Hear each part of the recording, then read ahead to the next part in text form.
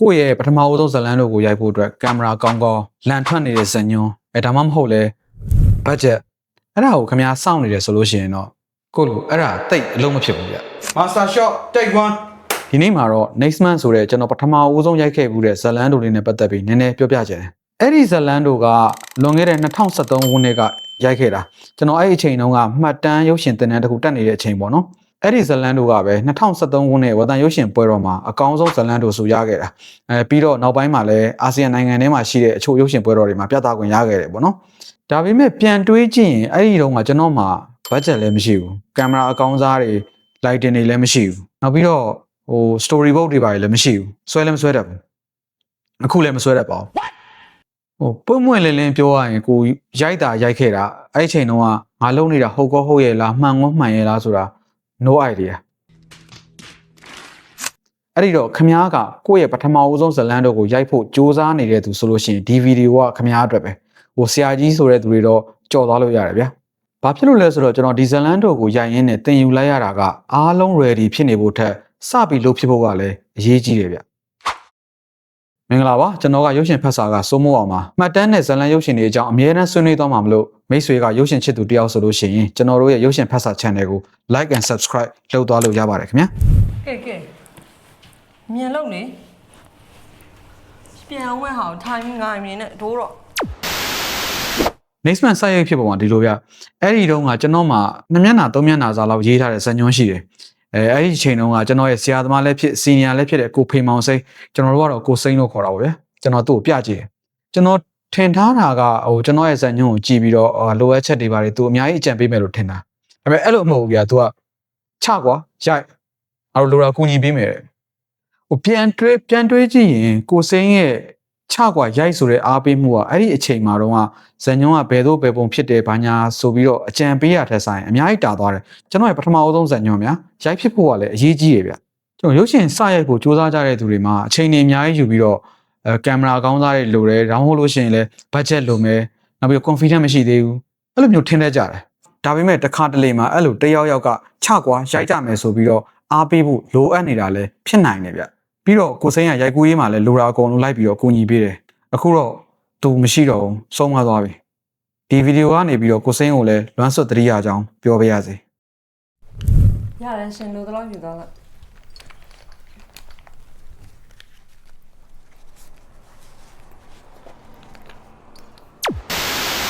နောက်ပြီးတော့ကျွန်တော်တို့ဇလန်းတို့စရိုက်ဖို့စူးစမ်းနေတဲ့သူတွေမှာအယူတိန်းလို့နှက်စိမ့်ဖြစ်တတ်တဲ့တခုလည်းရှိသေးတယ်ဗျအဲ့ဒါကတော့ရုပ်ရှင်ရိုက်ဖို့ဘတ်ဂျက်တောင်းမှဖြစ်မယ်ဆိုတဲ့အယူပဲ next month ကိုရိုက်တော့ကျွန်တော်ကဘာဘတ်ဂျက်မှမရှိဘူးတုံးတဲ့ location ကလည်းအဲ့ဒီအချိန်တုန်းကကျွန်တော်တက်နေတဲ့ရုပ်ရှင်သင်တန်းက editing အတွက်ငှားထားတဲ့အခန်းသင်တန်းတစ်ခုနဲ့တစ်ခုကြားအားတဲ့အချိန်မှာကျွန်တော်တို့ရိုက်တာဘာ crew မှလည်းမငှားနိုင်ဘူးထူးခြားစမ်းပြတဲ့ကင်မရာတွေ lighting တွေလည်းမရှိဘူးအဲ့ဒီတုန်းကကျွန်တော်ထုတ်နိုင်တဲ့ပတ်စံကအဖွဲသားအချို့လူတိုင်းတော့မဟုတ်ဘူးနော်သူတို့အတွက် taxi ကရယ်ပြီးတော့ဈေးသက်သက်နဲ့စားလို့ရတဲ့ shooting ထမင်းရယ်ရိုက်ကူးရေးပြီးလို့ရှိရင်အဖွဲသားတွေကိုကျွန်တော်ဘီယာတိုက်တယ်အဲ့ပတ်စံပဲရှိတယ်အဲ့ပတ်စံတော့ဟိုနားနဲ့ဒီနားနဲ့ကနေချေးငါတောင်းရမ်းထားတာဒါပေမဲ့ next month ထွက်လာခဲ့တယ်တချို့ short film စရိုက်ဖို့စူးစမ်းနေတဲ့လူငယ်တွေမှာဘတ်ဂျက်မရှိလို့ကွာဆိုလို့ရှိရင်တစ်ချက်ပြန်စဉ်းစားဖို့လိုတယ်ဗျတကယ်ကောအဲ့ဒီဘတ်ဂျက်ကအဲ့လောက်လိုရဲ့လားအဓိကပတ်စံတွေပုံရောသုံးဖို့မဟုတ်ဘူးဗျရှိနေတဲ့အခက်အခဲကိုဘယ်လိုဖြေရှင်းမလဲဆိုတော့ problem solving skill ပဲဗျအဲ့ဒါပိုရေးကြီးတယ်ဘတ်ဂျက်ရှိရင်တော့ကောင်းတာပေါ့ဗျာဒါပေမဲ့ပတ်စံမရှိလို့ဘာမှရိုက်လို့မရတော့ဘူးဆိုတာကတော့စင်ကြေသက်သက်ပဲဖြစ်နေမှာဟဲ့မပြီးသေးဘူးလားအေးလာပြီပြီးတော့မယ်မြန်လို့ငါသွားနေတော့ဩလာပါမယ်ဆိုမှပဲဖြေလို့မှလဲနောက်ထပ်ရုပ်ရှင်ဆက်မရိုက်ဖြစ်တဲ့အကြောင်းတစ်ခုရှိသေးတယ်အဲ့ဒါကတော့ငါးရဲ့ဇာတ်ညွှန်းက perfect ဖြစ်မနေသေးဘူးဆိုတာပဲအမှန်တော့ဗျာ perfect ဇာတ်ညွှန်းရဲ့လို့မရှိပါဘူးတေချာတာကကျွန်တော် next month ဆိုလို့ရှိရင်လုံးဝ perfect မဖြစ်ဘူးဂျိုးပေါက်တွေအမားတွေအများကြီးပဲအဲ့ဒီအချိန်တုန်းကပြင်ရင်ကောင်းရင်လည်းပိုကောင်းနိုင်မှာပေါ့နော်ဒါပေမဲ့ပြောချင်တဲ့ story ကိုထိထိမိမိရှိတယ်ရိုက်ဖို့အတွက်လည်းအထိုက်လျောက် ready ဖြစ်နေပြီကျွန်တော်သာအဲ့ဒီအချိန်တုန်းကငါးဇာတ်ညွှန်းကြီးက perfect မဖြစ်သေးဘူးပြန်ရေးလိုက်ရင်ကောင်းမလားဆိုပြီးတွေးဝေနေခဲ့လို့ရှိရင်ရိုက်တောင်ရိုက်ဖြစ်ခဲ့မှာမဟုတ်ဘူးဒီလိုပဲရေးလက်စစားရက်ပုံတွေကိုရောက်သွားမှာဆိုလိုတာကဗျာစင်းလုံးကြောင်းမဖြစ်ပေမဲ့ရုပ်ရှင်ရိုက်ဖို့အတွက်လက်စတက်ပြီးသားဇာတ်ညွှန်းကperfect တော့ဖြစ်ချင်ဖြစ်မယ်ဒါပေမဲ့လက်စမတက်နိုင်သေးတဲ့တုတ်လို့တန်လန်ဇာတ်ညွှန်းထက်စားလို့ရှိရင်အများကြီးအလုပ်ဖြစ်တယ် short film တစ်ခုကိုကိုယ်တိုင်ရိုက်ပြီးသွားတဲ့အခါခင်ဗျားတင်ယူလိုက်ရတဲ့ film making အတတ်ပညာသင်တန်းတွေစာအုပ်တွေထက်အများကြီးတာတယ်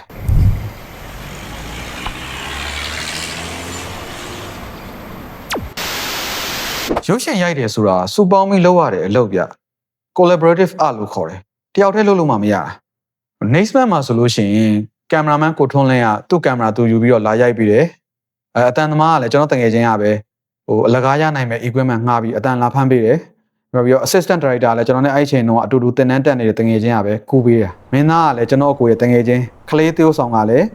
းသူ့ရဲ့သမီးအရင်မင်းသမီးကလည်းအဲ့လိုပဲကျွန်တော်ရဲ့မိတ်ဆွေတယောက်ကလာပြီးကူညီပေးတာအကုန်လုံးတစ်ခါမှသေုံမဆောင်ဘူးတဲ့လူလေးကြီးပဲပြီးတော့ကိုစိမ်းကလည်းသူ့ရဲ့မိတ်ဆွေတယောက်ကို shooting manager အဖြစ်ခေါ်လာပေးတယ်သူရှိလို့လည်းတော်တော်အဆင်ပြေသွားတာပေါ့နော် shooting ထမင်းတို့ရိုက်ကွေးမှာလိုတဲ့ပစ္စည်းတွေဝယ်တာပါညာအစအားလုံးအဆင်ပြေသွားတာပေါ့ဆိုလိုတာကဗျာပါဝင်ကြတဲ့သူတွေကသူနိုင်ယာဝင်ပြီးတော့ကူလုပ်ပေးကြတာအခုပြန်စဉ်းစားကြည့်ရင် next man ကပတ်စံရှိနေလို့လည်းမဟုတ်ဘူးပစ္စည်းရတွေစုံနေလို့လည်းမဟုတ်ဘူးအားလုံးကငါတို့အတူတူဖန်တီးကြမယ်ဆိုတဲ့စိတ်နဲ့ကိုညီပေးကြလို့ဖြစ်လာခဲ့တာအဲ့ဒါကြောင့်ကျွန်တော်ပြောချင်တာကအခုမှရုပ်ရှင်စရိုက်မဲ့ filmmaker တွေမဟုတ်ဘူးအတွေ့အကြုံရှိပြီးသားသူတွေမှလည်းအဲ့လို budget တွေဇာတ်ညွှန်းတွေပစ္စည်းရတွေထက်စားလို့ရှိရင်ကိုနဲ့အတူတူဖန်တီးကြမယ်ဆိုတဲ့ကိုယုံကြည်ရတဲ့မိတ်ဆွေအပေါင်းအသင်းဘော်ဒါအုပ်စုတစ်ခုရှိဖို့ကအရင်ရေးကြည့်တယ်ဗျ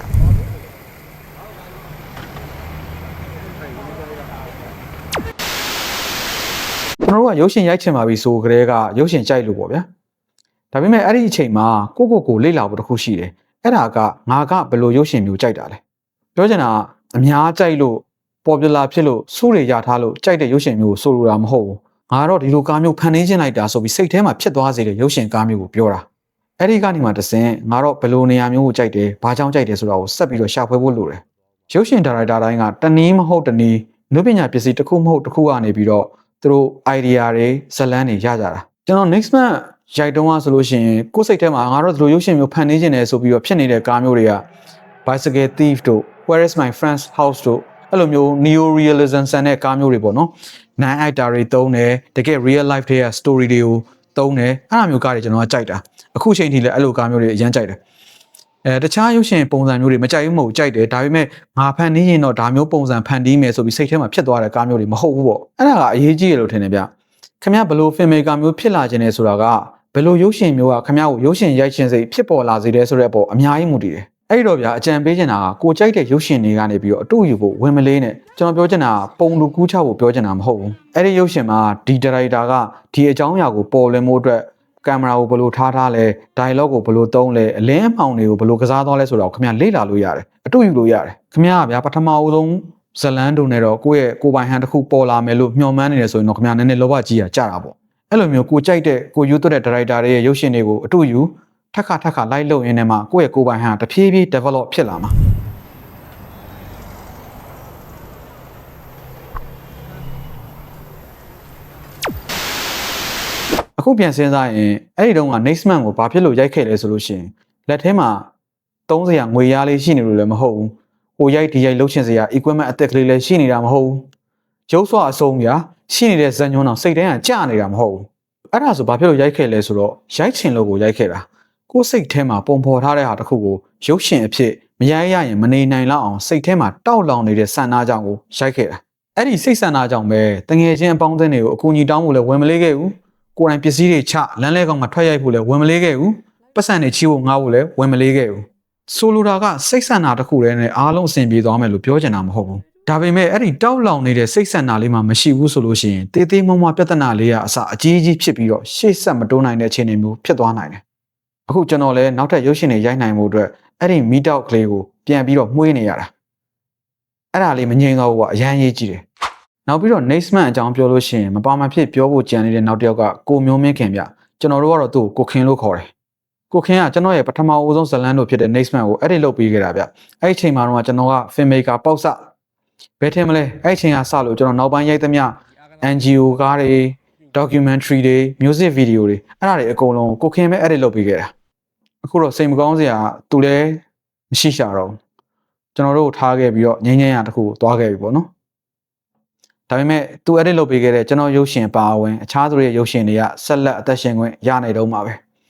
အဲ့ဒီအတွက်လည်းဒီနေရာနေပြီးတော့ကျေးဇူးတင်တဲ့အကြောင်းကျွန်တော်ပြောချင်ပါတယ်အခု next man ကိုပြန်ကြည့်ရင်ကိုခင်းတဲ့အဲ့ဒီတုန်းကအတူတူငင်းညခုံညနဲ့အဲ့ဒီလုပ်ခဲ့တဲ့အချိန်တွေကိုပြန်ပြီးတော့သတိရမိတယ်အဲ့ဒီတော့ပြန်ချုပ်ပြီးပြောရရင်ကျွန်တော်ရဲ့ပထမဦးဆုံးဇလန်းတို့ကိုရိုက်တုန်းက